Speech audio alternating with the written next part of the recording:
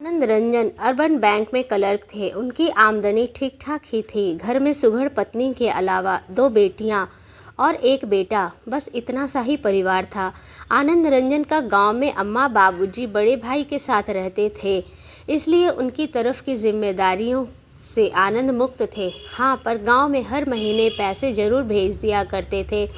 वैसे तो आनंद रंजन का ठीक किसी के साथ कोई मनमुटाव नहीं था। सबके साथ उनका मृदु स्वभाव उन्हें लोगों के बीच लोकप्रिय बनाए रखता था। चाहे बैंक का काम हो या सामाजिक काम, सब में आगे बढ़ चढ़कर हिस्सा लिया करते थे। वे साथ ही साथ अपने परिवार को आनंद रंजन पूरा समय भी देते थे। जहां हमारे देश में एक लड़के को ही वंश चलाने के लिए ज़रूरी माना जाता है और लड़कियों के बजाय लोग लड़कों को वरीयता देते हैं, वहीं आनंद के दोनों बेटियां, बड़ी बेटी निहारिका और छोटी बेटी रिया, उनकी आंखों का तारा थी। बड़ी बेटी सीधी सादी और छोटी बेटी रिया थोड़ी चंचल थी। आनंद रंजन बेटे और बेटियों दोनों को समान रूप से ही प्यार देते थे और यही वजह थी कि जब बड़ी बेटी को इंटरमीडिएट की पढ़ाई के बाद आगे की पढ़ाई के लिए लखनऊ जाने की बात आई तो आनंद रंजन सहर्ष ही बेटी को लखनऊ भेजने के लिए मान गए थे और लखनऊ विश्वविद्यालय में एडमिशन के लिए खुद वे अपनी बेटी निहारिका के साथ कई बार लखनऊ आए गए। निहारिका को लखनऊ विश्वविद्यालय में एडमिशन मिल गया था और उसके रहने का इंतज़ाम भी आनंद रंजन ने एक पेइंग गेस्ट के तौर पर करा दिया था। एक छोटे से कस्बे से आई निहारिका एक बड़े शहर में आकर पढ़ाई कर रही थी। एक नए माहौल, एक नए शहर ने उसकी आंखों में और भी उत्साह भर दिया था। यूनिवर्सिटी में ऑटो रिक्शा लेकर पढ़ने जाना और वहां से आकर रूममेट्स के साथ मिलना जुलना निहारिका के मन में एक नया आत्मविश्वास जगा रहा था। वैसे तो यूनिवर्सिटी में रैगिंग पर पूरी तरह से बैन लगा हुआ था, पर फिर भी सीनियर छात्र नए छात्र छात्राओं से चुहलबाजी करने से बाज नहीं आते थे। ए हाँ, तुम इधर आओ। अपनी क्लास के बाहर निकलकर जाते हुए निहारिका के कानों में एक भारी आवाज़ पड़ी। एक बार तो निहारिका ने कुछ ध्यान नहीं दिया, पर दोबारा वही आवाज़ उसे ही टारगेट करके आई तो निहारिका पलटी। उसने देखा कि क्लास के बाहर बरामदे में 5-6 लड़कों का एक ग्रुप खड़ा हुआ था। उसमें खड़ा एक दाढ़ी वाला लड़का उंगली से निहारिका को पास आने का इशारा कर रहा था। यह देख निहारिका ऊपर से नीचे तक कांप उठी थी। उसने यूनिवर्सिटी में दाखिला लेने से पहले विद्यार्थियों की रैगिंग के बारे में खूब सुना रखा था। तो क्या ये लोग मेरी रैगिंग लेंगे? क्या कहेंगे मुझसे ये? मैं क्या कह पाऊँगी इनसे? मन में इसी तरह की बातें सोचते हुए निहारिका उन लड़कों के पास जा पहुंची। क्या नाम है तुम्हारा? निहारिका। हाँ, तो इधर निहारो ना, इधर उधर कहाँ ताक रही हो? जरा हम भी तो जाने कि इस बार कैसे कैसे चेहरे आए हैं बीए प्रथम वर्ष में। दाढ़ी वाला लड़का बोला। हलक तक सूख गया था निहारिका का। उन लड़कों की चुभती नज़रें निहारिका के पूरे बदन पर घूम रही थी। अपनी किताबों को अपने सीने से और कसकर चिपटा लिया था। निहारिका ने, अरे तनिक ऊपर भी देखो ना, नीचे नीचे ही नज़रें गड़ाए रहोगे तो गर्दन में दर्द हो जाएगा। उस ग्रुप में से दूसरा लड़का बोला। निहारिका पत्थर हो गई थी।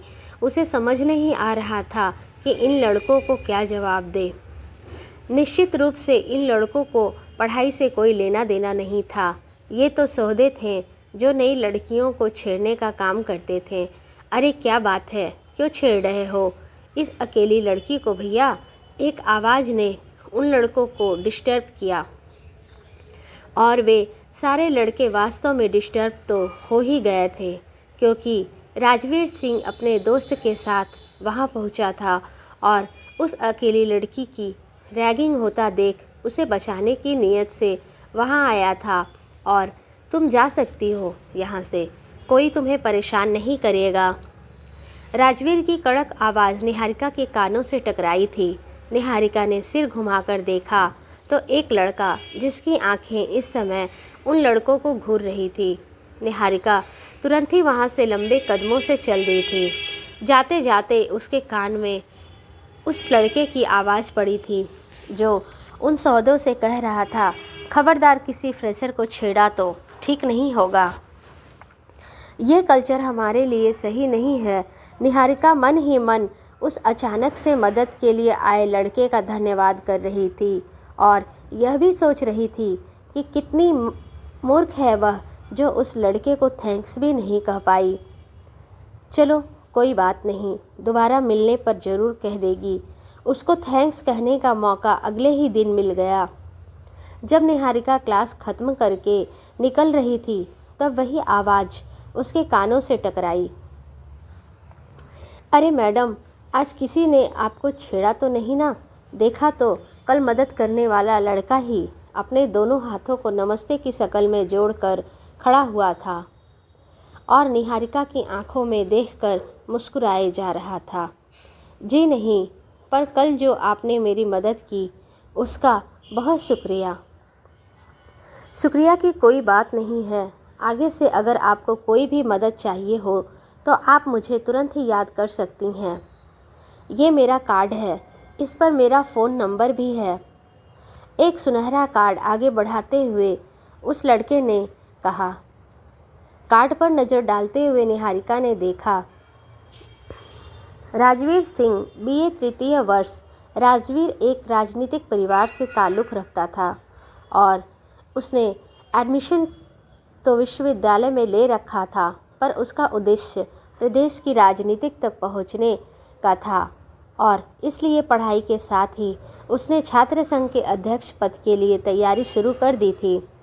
निहारिका इतना तो समझ गई थी कि पढ़ाई संबंधी कामों में यह लड़का भले काम ना आए, पर विश्वविद्यालय में एक पहचान बनाने के लिए इसका साथ अगर मिल जाए तो कोई बुराई भी नहीं है।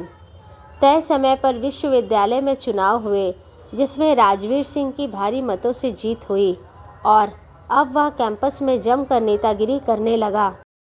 पर राजवीर सिंह के अंदर नेता के साथ साथ एक युवा का दिल भी धड़कता था और उस युवा दिल को निहारिका पहली ही नज़र में अच्छी लग गई थी।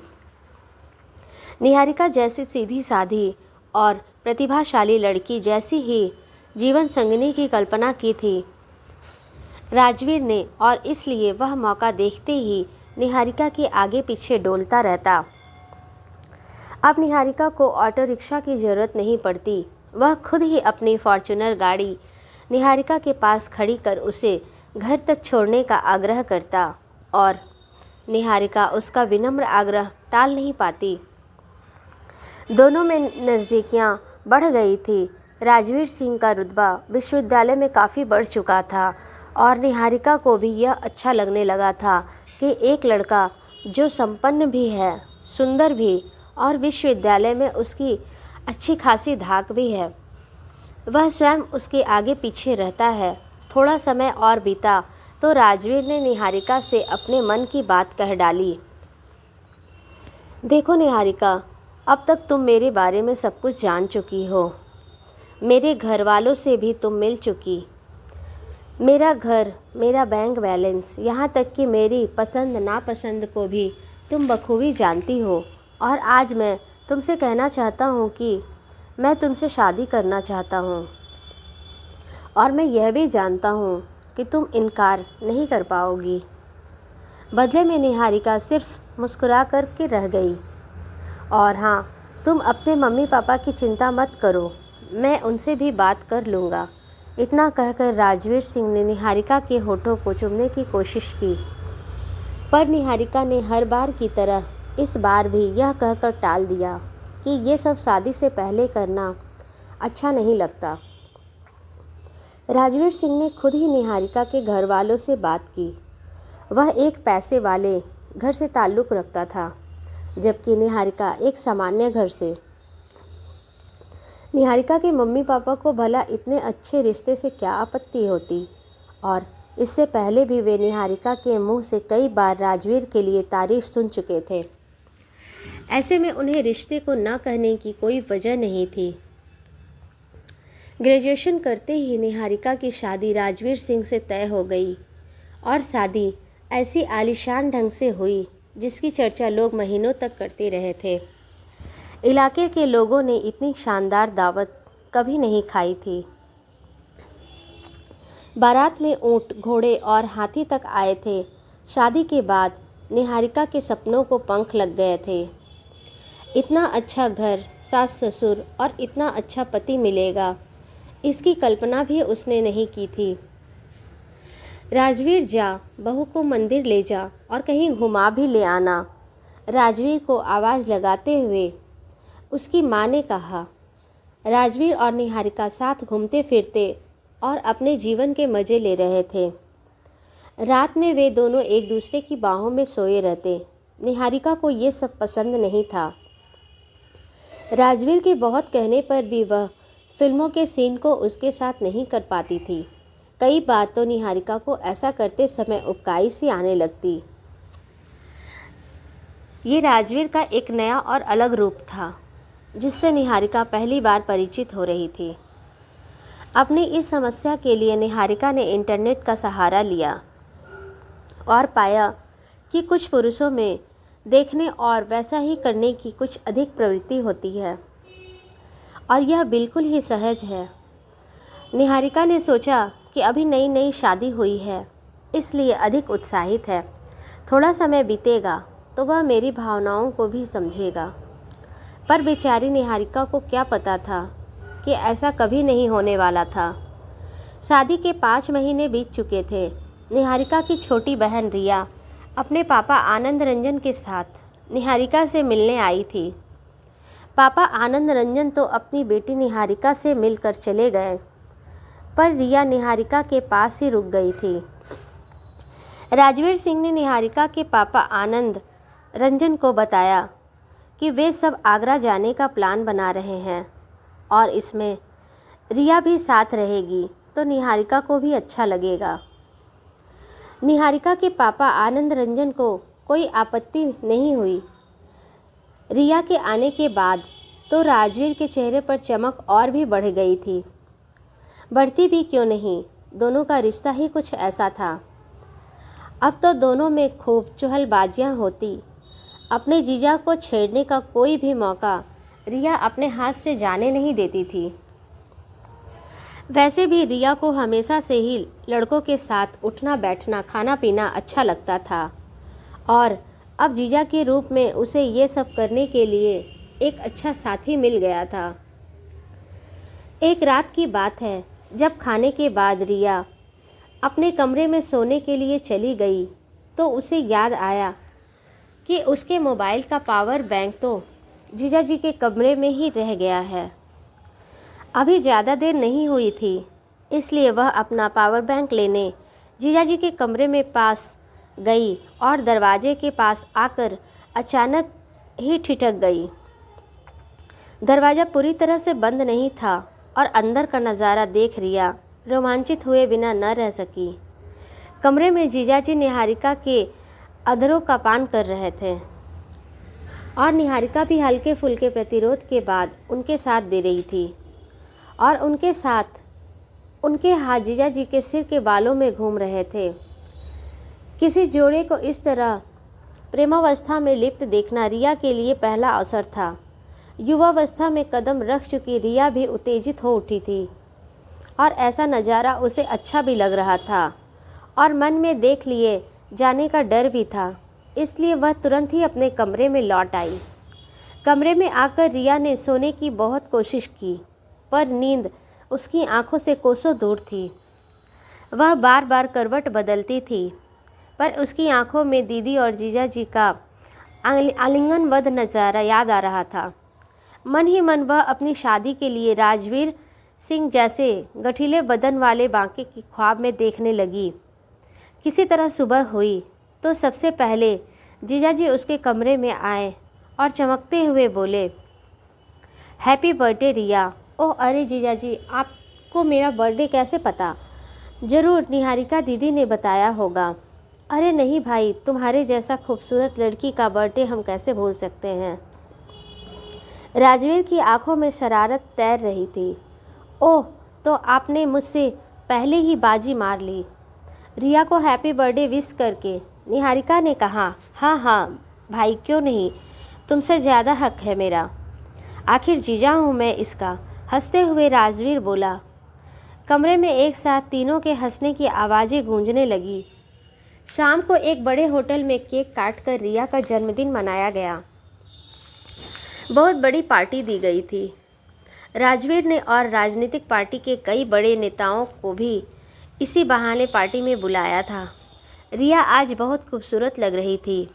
कई बार रिया को राजवीर सिंह के साथ खड़ा देख लोगों ने उसे ही मिसेज राजवीर समझ लिया, और जब जब कोई रिया को मिसेज राजवीर कह के संबोधित करता तो एक शर्म की लाली उसके चेहरे पर दौड़ जाती। राजवीर सिंह की शानो शौकत देखकर रिया सोचती कि निहारिका कितनी खुशकिस्मत है जो इसे बड़ा और अमीर परिवार मिला। उसके मन में भी कहीं न कहीं राजवीर सिंह जैसा ही पति पाने की उम्मीद जग गई थी। ये लो तुम्हारा बर्थडे गिफ्ट। राजवीर सिंह ने एक सुनहरा पैकेट दिया। रिया की ओर बढ़ाते हुए कहा, ओह ये क्या, लैपटॉप? अरे वाह जीजू, मुझे लैपटॉप की सख्त ज़रूरत थी। आप सच में बहुत ही अच्छे हो जीजू। रिया खुशी से चहक उठी थी। राजवीर को पता था कि रिया को अपनी पढ़ाई के लिए एक लैपटॉप चाहिए, इसलिए आज उसके जन्मदिन पर उसे गिफ्ट देकर खुश कर दिया था। राजवीर ने रात को अपने कमरे में जाकर लैपटॉप ऑन करके रिया गेम्स खेलने लगी। कुछ देर बाद उसकी नज़र लैपटॉप में पड़ी एक निहारिका का नाम की फाइल पर पड़ी तो उत्सुकतावश रिया ने उसे खोला। वह एक फिल्म थी जो अब लैपटॉप की स्क्रीन पर प्ले हो रही थी। पहले तो रिया को कुछ हैरानी हुई कि नए लैपटॉप में ये फिल्म कैसे आई, पर युवा होने के नाते उसकी रुचि उस फिल्म में बढ़ती गई और फिल्म में आते जाते दृश्यों को देखकर वह भी उत्तेजित होने लगी। यही वह समय था कि जब कोई उसके कमरे में आया और अपना हाथ रिया के सीने पर फिराने लगा था। रिया ने चौंक कर लैपटॉप बंद कर दिया और पीछे घूमकर देखा तो वह राजवीर था। वो जीजाजी, वह लैपटॉप ऑन करते ही फिल्म, अरे कोई बात नहीं, तुम खूबसूरत हो, जवान हो, तुम नहीं देखोगी तो कौन देखेगा। वैसे तुमने उस दिन मुझे और निहारिका को भी एक दूसरे को किस करते हुए देख लिया था। राजवीर ने इतना कहकर रिया को अपनी मजबूत बाहों में जकड़ लिया और उसके नरम होठों को चूमने लगा। जीजाजी को ऐसा करते रिया कोई विरोध न कर सकी थी, जैसे उसे भी राजवीर की इन बाहों में आने का इंतज़ार था। राजवीर रिया की खूबसूरती का दीवाना हो चुका था, तो रिया भी उसके पैसे और शान शौकत पर फिदा थी। उनकी मंशा समझ राजवीर ने खुद ही पुलिस को फ़ोन किया। आनंद रंजन को समझाते हुए राजवीर ने कहा, देखिए जो होना था हो गया, ऐसा क्यों हुआ, कैसे हुआ, उसकी तह में ज़्यादा जाने की ज़रूरत नहीं है। हाँ, अगर आपको यही लगता है कि हम निहारिका की हत्या के दोषी हैं तो बेशक हमारे खिलाफ़ रिपोर्ट कर दीजिए और हमको जेल भेज दीजिए, पर आपको बता दें कि अगर हम जेल चले गए तो जेल के अंदर भी वैसे ही रहेंगे जैसे हम यहाँ रहते हैं, और अगर आप जेल नहीं भेजे हमको तो आपकी छोटी बेटी की ज़िंदगी भी संवार देंगे। अगर हमारी बात का भरोसा न हो तो पूछ लीजिए अपनी बेटी रिया से। इतना सुनने के बाद आनंद रंजन के चेहरे पर कई तरह के भाव आए गए। एक बार भरी आंखों से उन्होंने रिया की तरफ सवाल किया, पर रिया खामोश रही, मानो उसकी खामोशी राजवीर की हाँ में हाँ मिला रही थी। आनंद रंजन ने दुनिया देखी थी, वे बहुत कुछ समझे और जो नहीं समझ पाए उसको समझने की ज़रूरत भी नहीं थी। पुलिस आई और राजवीर के पैसे और रसूख के आगे इसे महज एक आत्महत्या का केस बनाकर रफा दफा कर दिया गया। किसी को कोई आश्चर्य नहीं हुआ क्योंकि सभी राजवीर के जलवे को जानते थे, पर हाँ, आनंद रंजन के नाते रिश्तेदारों और राजवीर के पड़ोसियों को ज़बरदस्त हैरानी तब ज़रूर हुई जब 1 साल बाद ही आनंद रंजन ने रिया की शादी राजवीर से कर दी। निहारिका के बेडरूम पर अब रिया का अधिकार था और राजवीर की गाड़ी में रिया घूमती थी। इस तरह एक बहन ने दूसरी बहन के ही सुहाग को छीन लिया था। ये अलग बात थी कि जानते बूझते हुए भी अपनी बेटी को इंसाफ न दिला पाने का गम आनंद रंजन सहन न कर पाए और रिया की शादी राजवीर के साथ कर देने के कुछ दिनों बाद ही उनकी मृत्यु हो गई। दोस्तों, यह कहानी आप सबको कैसी लगी? यह कहानी आपको अच्छी लगी तो प्लीज़ मेरे चैनल को सब्सक्राइब करें और मेरे चैनल को सपोर्ट करें। धन्यवाद।